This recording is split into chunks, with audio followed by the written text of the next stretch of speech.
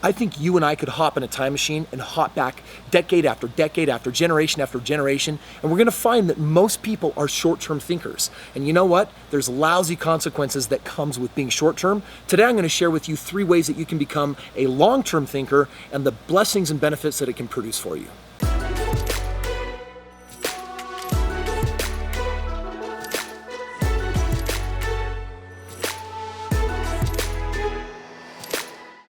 There is such a danger in thinking short term. So I decided, you know what? Money is a game. Life is a game. How do you win the game of life? Well, today we're going to play Wheel of Fortune. I am Vanna White, not. And what I want to do is I want to talk about 3 core principles to get you out of the short-term thinking, because learning how to think long-term is really going to be the game changer. We all share the same commodity of time. It's the most valuable asset. When you're young, you don't think it. When you're old, you know it. And I always thought that it was important to not have to stick my head in a garbage can to find out if it stunk. And right now, young people are not thinking long-term, they're only thinking short-term. I wanna give you 3 core reasons to start becoming a long-term planner. Doesn't mean you can't do really well in the short run, but you gotta play your short game and you have to have a long game if you wanna be successful in life. So the first one here is a C and an I. These are 2 words, and da-da-da-da-da-da. Oh, you're so smart, I heard you. It's compound interest. You need your money working for you. And putting money into an investment is one way to get it to work for you. But the way to get it to work for you 2 times is to actually have it compound inside of itself. Now, some of you don't know what that means, but what it means is that as the investment grows, instead of paying you simple interest, like here's $10,000, it pays you 3% a year, here's $300. If it compounds, maybe the next year it pays $340, maybe the next year it pays $380, maybe the next year it pays $490, maybe the next year it pays $640, maybe the next year it pays $1,000, maybe the next year it pays $12,000. Like, what it does is compound interest means that with time, the same investment performs better. You should only put your money in things that compound. Real estate, it's a great example of something that compounds. There's other investments that compound, but there's a lot of things that do not compound. Let's talk about the power of compound interest. We're going to talk about Mark. Okay, now here's what Mark does. Mark gets super smart. At the age of 19, he starts putting $300 a month aside. And that $300 a month is earning him a 10% compound interest. That means that over time, it's not 10%. It grows and gets bigger and bigger because the principal keeps getting reinvested. But we're gonna also say that Mark only does this till the age of 27 when he stops. So Mark is starting at 19 and he's only gonna do it for 8 years, $300 a month, and he's going to be earning 10% compounding. Now we're going to guess how much he has at the age of 65 years old, but we want to compare that to his friend that actually does something very different. This is George. George is a little bit different than Mark because he looked at Mark and he's like, dude, I wish I had started at 19, but you know what? It's not too late. He's 27 years old and he says, I'm going to put $300 a month aside. So he's got $300 a month going in, and he's going to do that till the age of 65 years old, where he will have put in a total of $140,000.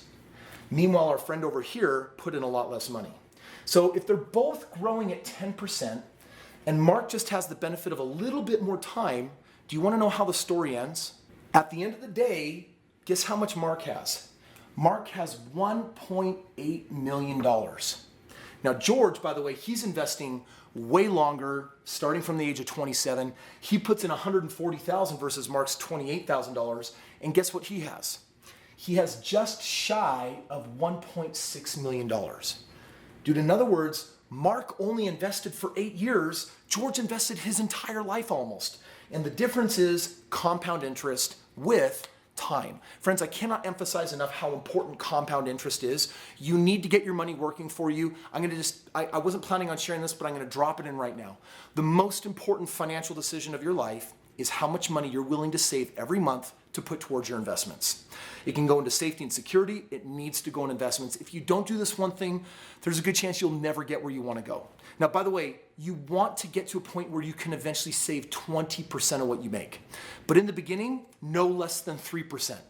You got to save 3% of what you got coming in. Make it 10% in time and eventually get it to 20%. If you can, dude, look at what $300 a month can do in real estate. Dude, you could be retired long before. Real estate can outperform 10%, tons more. And this doesn't mean that if you're older that you can't catch up. In fact, I show people how to invest in real estate with no money down. You can do that right on my website. It's awesome. So there's always a cheat to save on time. But the point is, compound interest is the principle that once you start, you need to be playing with. All right, Vanna White is back. And Vanna White asks you, all right, what's number 2? Some of you have figured out because there's a 2 in it, right? It's this. It's what I call the rule of 72. Here's what it means. Take whatever interest rate your investment is earning, and if you divide 72 by that number, it will tell you how long it will take to actually double your money. I got my calculator here, and what I'm gonna do is, let's say that I'm actually having my money earning at 10%. I'm gonna take that figure of 72, it's a magical number. You use this one every time. You divide it by 10%, and it says 7.2. You'll double your money in 7.2 years. Similarly, and this math is, by the way, it works with compound interest. That's what the coefficient is based on. Let's say that I'm earning 20%. I take 72, I divide it by 20%, I'm gonna double my money in 3.6 years, right? So this is just a little magical way that gets you thinking long-term, because short-term people, they fail. You gotta have a short plan and a long plan. I get it. I need something immediately in my life now, but you also need something in your life 10 years from now, 20 years from now, 5 years from now. And that leads us to the third and final rule, which is something absolutely worth writing down and meditating on. We need to learn to what, Vanna White says?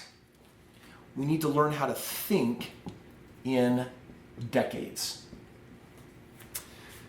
Anything you ever invest in, at one point in your life, 70% of the value will get lost in that asset class. Real estate will lose value. Commercial will lose value. Stocks will lose value. And people that learn how to stop thinking in terms of paycheck in 2 weeks, or where do I want to be in 1 year? You need to ask yourself, where do I want to be in a decade? Where do I want to be in 3 decades? This helps cultivate. When you can think in decades, guess what you can do? You can prepare for when the market goes down. Friends, I already went through that negative cycle, and it wasn't negative. We came out on top, and I'm coming out on top again. In a few years, the market's gonna turn. And when it does, everyone's gonna run, and they're gonna scream, and they're gonna say, blood in the streets, and we're all losing everything. But guess what the smart people like Warren Buffett are doing? Guess what the wealthy are doing? Guess what I'm doing? We're running the other way at what everyone is running from, because that's where all the money is. We're counter-cyclical, and we can do that because we've learned to think far advanced and ahead. We've learned to think in terms of decades. So friends, my 3 bits of advice that I really wanted to share with you today is that to get yourself thinking long-term instead of short-term is compound interest, rule of 72. It's a simple skill that you can utilize. I got another video on that if you really want to break that math down.